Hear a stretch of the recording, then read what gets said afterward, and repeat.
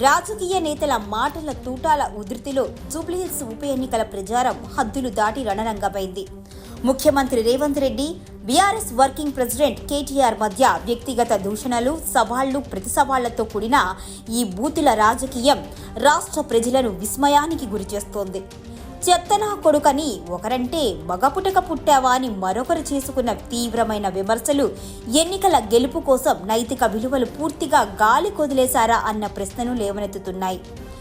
ఇవాళ కేటీఆర్ గల్లీలోకి వచ్చి అయ్యో పాడు ఇక్కడ మట్టి ఉన్నది, అయ్యో ఇక్కడ చెత్త ఉన్నది అని అంటున్నాడు. ఆ చెత్తనా కొడుకే మున్సిపల్ మంత్రి ఉన్నాడు కదా 10 ఏళ్ళు.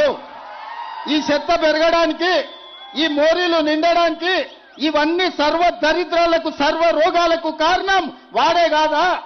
ఆ మున్సిపల్ చెత్తకుని కాడ కట్టేయండి ఒకరోజు, అప్పుడు తెలుస్తుంది. 10 ఏళ్ళు మంత్రిగా ఉండి బలిచి బెంచ్ కార్లలో తిరిగిండు.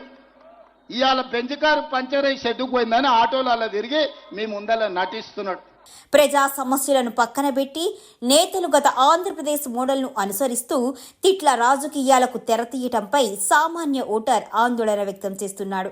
నేను మళ్ళా చెప్తున్నా, రేవంత్ రెడ్డి నువ్వు మొగవను అయితే, మగ పుట్టుక ఉడితే జరావురు, మగ పుట్టుక ఉడితే రేవంత్ రెడ్డి అనేటోడు నేను అడుగుతున్నా, దా లైవ్ కెమెరాల ముంగట కూర్చుందాం, నాకో లై డిటెక్టర్ టెస్ట్, నీకో లై డిటెక్టర్ టెస్ట్ పెట్టుకుందాం, ఏసీబీ ఎంక్వైరీ నీ మీద ఉంది, నా మీద ఉంది, ఇద్దరం అది పెట్టుకుందాం, కూర్చుందాం.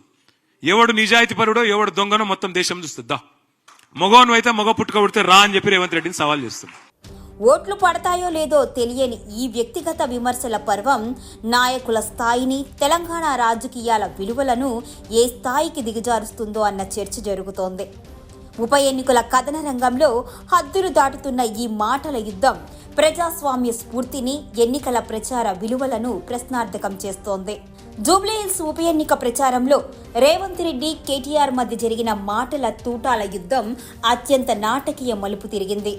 సీఎం రేవంత్ రెడ్డి బహిరంగ సభలో కేటీఆర్ను ఉద్దేశించి చెత్తనా కొడుకు అనే తీవ్రమైన పదాన్ని ఉపయోగించడం కలకలం రేపింది.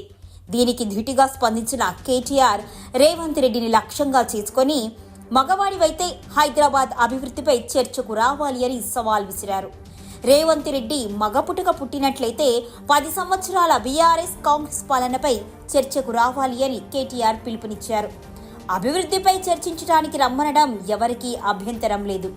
కానీ ఈ సందర్భంగా ఉపయోగించిన భాషపైనే సామాన్య జనం అభ్యంతరం వ్యక్తం చేస్తున్నారు.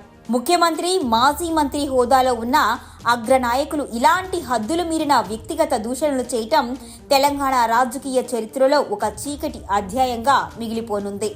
ఈ విమర్శల స్థాయి, భాషాపరమైన పరిమితులు దాటిపోవడం చూస్తుంటే ఎన్నికల్లో గెలుపు కోసం ప్రజా సమస్యలు, అభివృద్ధి వంటి ప్రధాన అంశాల కంటే వ్యక్తిగత ప్రతిష్ట, భావోద్వేగాలను రెచ్చగొట్టడానికే ఎక్కువ ప్రాధాన్యత ఇస్తున్నట్లుగా స్పష్టమవుతోంది. ఇలాంటి తిట్ల రాజకీయాలు ఓటర్లపై ఎలాంటి ప్రభావం చూపుతాయో, చివరికి ఎవరికి లాభం చేకూరుతుందో ఎన్నికల ఫలితాలతోనే తేలనుంది. ఇది తాత్కాలిక ఉద్వేగాన్ని పెంచుతుందే తప్ప ప్రజాస్వామ్యానికి మంచిది కాదు అని ప్రజాస్వామ్యవాదులు అభిప్రాయపడుతున్నారు. తెలంగాణ రాజకీయాల్లో ఇంతకాలం లేని వ్యక్తిగత దూషణలు, బూతుల పర్వం ఇప్పుడు అగ్రనాయకుల నుంచి రావడం చూస్తుంటే ఇదంతా పొరుగు రాష్ట్రమైన ఆంధ్రప్రదేశ్ ఎన్నికల ప్రచార శైలిని అనుసరిస్తున్నారా అనే చర్చ మొదలైంది. ఏపీలో గత ఎన్నికల సందర్భంగా ప్రధాన పార్టీల నేతలు నిత్యం తీవ్రమైన వ్యక్తిగత దూషణలు, తిట్ల దండకం అందుకోవడం పరిపాటి. ఇప్పుడు అదే సంస్కృతి తెలంగాణకు కూడా పాకింది అనే విమర్శలు వినిపిస్తున్నాయి. 2023 అసెంబ్లీ ఎన్నికల్లో అభ్యర్థులు విమర్శలు చేసుకున్నా అగ్రనాయకత్వం ఈ స్థాయికి దిగజారలేదు. కేవలం ఉప ఎన్నికల్లో గెలుపు కోసం బూతులు తిట్టుకోవడం, వ్యక్తిత్వ హననం చేయడం, నాయకులు నైతిక విలువలను పూర్తిగా పక్కన పెట్టారనడానికి రేవంత్, కేటీఆర్ తాజా వ్యాఖ్యలు నిదర్శనం.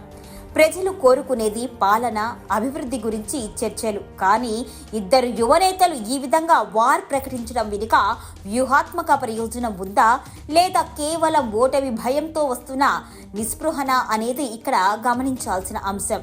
తిట్ల రాజకీయాలకు ఓట్లు పడతాయా అన్నది చర్చించాల్సిన, ఆలోచించాల్సిన ప్రశ్న. సాధారణంగా ఓటర్లు అభివృద్ధి, సంక్షేమ, స్థానిక సమస్యల పరిష్కారం వంటి అంశాల ఆధారంగానే ఓటు వేయడానికి మొగ్గు చూపుతారు. అయితే జూబ్లీహిల్స్ వంటి పట్టణ నియోజకవర్గంలో విద్యావంతులు, ఉన్నత వర్గాలు ఎక్కువగా ఉంటారు. ఇలాంటి ప్రాంతంలో బూతులు దూషణల ప్రచారం కొంతమంది ఓటర్లను పార్టీల నుంచి దూరం చేసే అవకాశం ఉంది. నాయకుల వ్యక్తిగత ప్రతిష్టను, ప్రచార స్థాయిని తగ్గించే ఈ విధానంపై ఓటర్లలో విముఖత పెరిగే ఛాన్స్ ఉంది. అయితే మరో కోణం నుంచి చూస్తే తమ నాయకుడిపై దూషణలు జరిగితే పార్టీ కార్యకర్తల్లో ఉద్వేగం పెరిగి అది పోలింగ్ బూత్ వరకు చేరే అవకాశం కూడా లేకపోలేదు. కానీ సుదీర్ఘకాలంలో చూస్తే ఈ రకమైన రాజకీయాలు ప్రజాస్వామ్య విలువలను దెబ్బతీసి నాయకులపై విశ్వాసాన్ని తగ్గిస్తాయి అని విశ్లేషకులు అభిప్రాయపడుతున్నారు. ఇక రేవంత్ కేటీఆర్ మధ్య జరిగిన ఈ మాటల యుద్ధం కేవలం వ్యక్తిగత ద్వేషం మాత్రమే కాక దీని వెనుక బలమైన రాజకీయ వ్యూహం దాగి ఉంది అనే చర్చ జరుగుతోంది. రేవంత్ రెడ్డి తీవ్ర పదజాలంతో కేటీఆర్ ను టార్గెట్ చేయటం ద్వారా తమ ప్రభుత్వంపై బీఆర్ఎస్ చేస్తున్న విమర్శలను పక్కదారి పట్టించటం, బీఆర్ఎస్ నాయకత్వంపై ప్రజల్లో వ్యతిరేకత పెంచడమే లక్ష్యంగా పెట్టుకున్నారు. మరోవైపు కేటీఆర్ కూడా వ్యక్తిగత సవాళ్లు విసిరి చర్చకు రమ్మనడం ద్వారా రేవంత్ దూకుడు బ్రేక్ వేయటం, ఆయన్ను నిరూపించుకునే స్థితికి నెట్టడం లక్ష్యంగా కనిపిస్తోంది. గతంలో కేసీఆర్ పట్ల కాంగ్రెస్ నాయకుల మాటలు కూడా ఇలానే ఉండేవి. ఇప్పుడు అవే సవాళ్లు ఇద్దరు యువనేతల మధ్య వ్యక్తిగత స్థాయిని దిగజారుస్తున్నాయి. ఉప ఎన్నికల్లో గెలుపు అనేది చాలా ముఖ్యమైన అంశం కాబట్టి సెంటిమెంట్, ద్వేషం వంటి అంశాలను రెచ్చగొట్టి ఓటర్లను తమ వైపు తిప్పుకోవాలి అనే షార్ట్ కట్ రాజకీయ వ్యూహం ఇద్దరు నాయకులు అనుసరిస్తున్నట్లుగా అర్థమవుతోంది.